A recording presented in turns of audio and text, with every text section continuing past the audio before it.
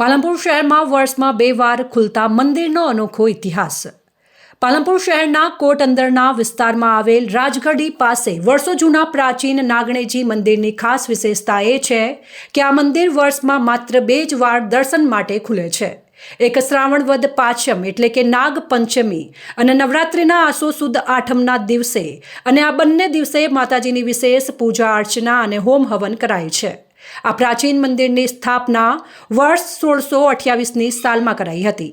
પાલનપુર નવાબ મુજાહિદ ખાનના લગ્ન માનબાઈ સાથે થયા હતા અને માનબાઈના દાયજામાં 139 છબીવાળું પુસ્તક અને શ્રીફળ લાવ્યા હતા, જેને લઈ મુજાહિદ ખાનની માતા ધીરાબાઈએ શુકન માનીને મહેલની રાજગઢીમાં નાગણેજી માતાની સ્થાપના કરી હતી અને મંદિરમાં પૂજા કરવા માટે સિદ્ધપુરના બ્રાહ્મણની નિમણૂક કરી હતી। ત્યારથી લઈને આજ દિન સુધી અહીં નાગપાંચમના દિવસે હવન યજ્ઞ થાય છે અને નવરાત્રિમાં મહાપૂજા યોજાય છે। તેનો લાભ મોટા પ્રમાણમાં ભાવિક ભક્તો લે છે। વર્ષમાં 2 વાર આ મંદિર ખુલતું હોવાથી લોકો આતુરતાથી નાગપાંચમની રાહ જોતા હોય છે। લોકોનું કહેવું છે કે આ મંદિર ખૂબ જ ચમત્કારી છે અને અહીં આવવાથી લોકોની મનોકામનાઓ પૂર્ણ થાય છે। લોકોની ભારે આસ્થા આ મંદિર સાથે જોડાયેલી છે। પ્રતિ વર્ષ નવરાત્રમાં આઠમના દિવસે આ મંદિરનો દ્વાર ખુલે છે અને શ્રાવણ મહિનાની નાગપાંચમે આ મંદિરનું દ્વાર ખુલતા હોય છે। નાગપાંચમે જે પણ ભક્તોજનોની બાધા હોય એ નાગપાંચમના નિમિત્તે પૂર્ણ થતી હોય છે અને નવરાત્રિની આઠમના દિવસે 21 શ્રીફળનો હવન કરવામાં આવતો હોય છે। આ વર્ષમાં 2 વાર મંદિર આ ખુલે છે અને ભાવિ ભક્તો આનો લાભ લે છે। આજે મંદિર સવારે 8 વાગ્યાથી લઈને 1 વાગ્યા સુધી ખુલ્લું છે અને સાંજે 4 થી 7 મંદિર ખુલશે। આરતી પછી આ મંદિરનું દ્વાર કબાટ બંધ થશે, જે આઠમના દિવસે ખુલશે। પોતાનું મંદિર છે એ નવાઓ વખતનું જૂનું મંદિર છે। આ મંદિર વર્ષમાં 2 વાર જ ખુલે છે, એક પાંચમના દિવસે અને એક આઠમના દિવસે। આ મંદિરનું ખૂબ જ શ્રદ્ધાળુ આવે છે।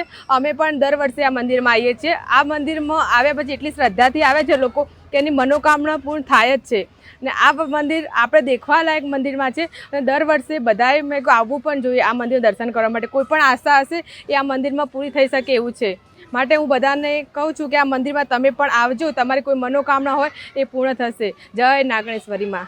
નાગણેજી માતા આપણે અહીંયા નગર દેવી તરીકે પૂજાય છે।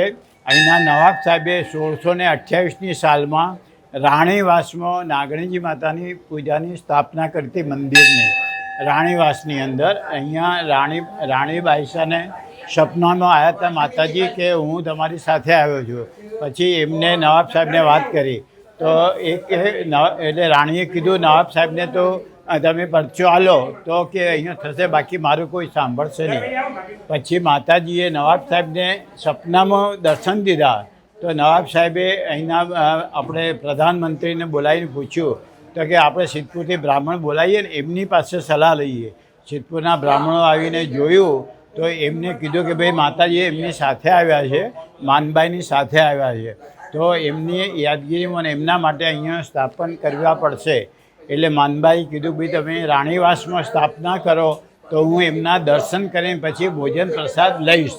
અને એ દિવસથી જે વખતે મંદિરો હિન્દુસ્તાનમાં તૂટતા હતા 400 વર્ષ પહેલાં, એ વખતે નવાબ સાહેબે સિદ્ધપુરથી બ્રાહ્મણ બોલાવી અને રાજગઢીની અંદર રાણીવાસમાં માતાજીની સ્થાપના કરાવી અને એ દિવસથી આજ સુધી અત્યારે 2028માં 400 વર્ષ પૂરા થશે આ મંદિરને।